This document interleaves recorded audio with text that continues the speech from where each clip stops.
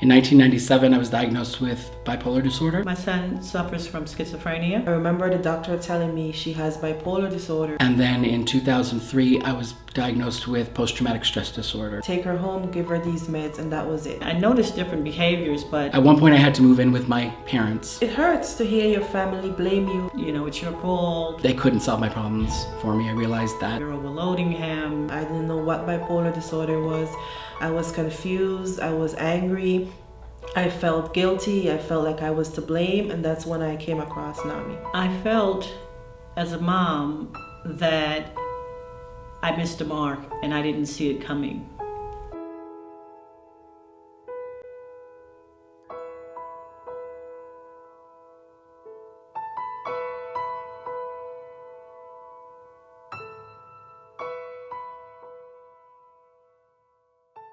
NAMI helped me understand how to navigate for my son. Knowing when he's in a manic state, to explain the behaviors to the doctors. I realized that I could talk to my psychiatrist and suggest things. I could talk to my therapist and suggest things. I don't just have to sit back and have everybody fix me.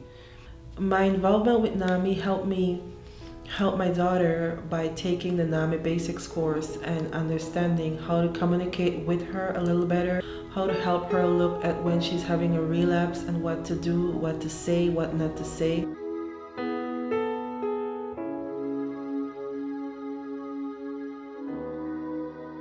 What stigma means to me is discrimination, judgment based on what someone thinks about an illness instead of just seeing the person for who they are. When someone sees a label and not a person, the person is invisible to them.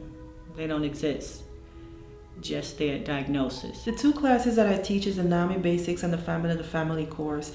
They carry around stigma of shame and guilt for years about mental illness, and that's what I've been carrying around myself too until I came to educate myself and know what mental illness is all about.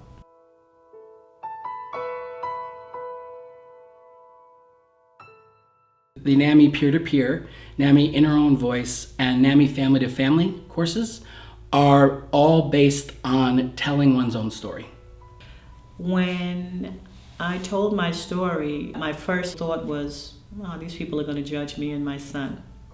They're going to judge me for not being a good mother or not being able to see my son's mental illness. When I took the Family to Family, I told my story and there was no blame, there was no judging.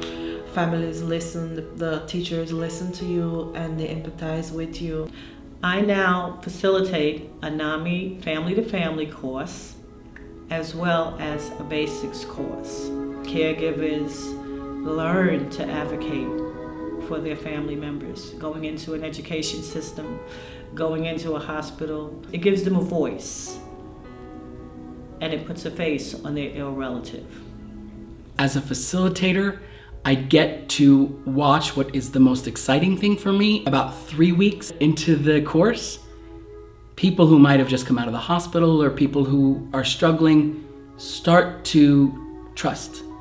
And by the 4th week, they're sharing their story, they're getting empowered, they're laughing. As a facilitator, I have watched people come in broken as I did when I sat at the end of the table. And when we're coming to a close, I've seen people blossom.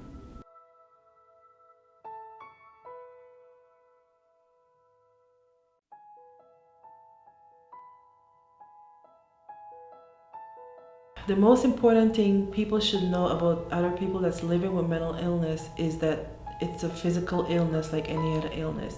And these people are human beings just like any others. People with mental illness have families, they have friends, and they're just as important as everyone else. Society is multifaceted, and mental illness is part of society. And we can't close off any part of society in order to succeed.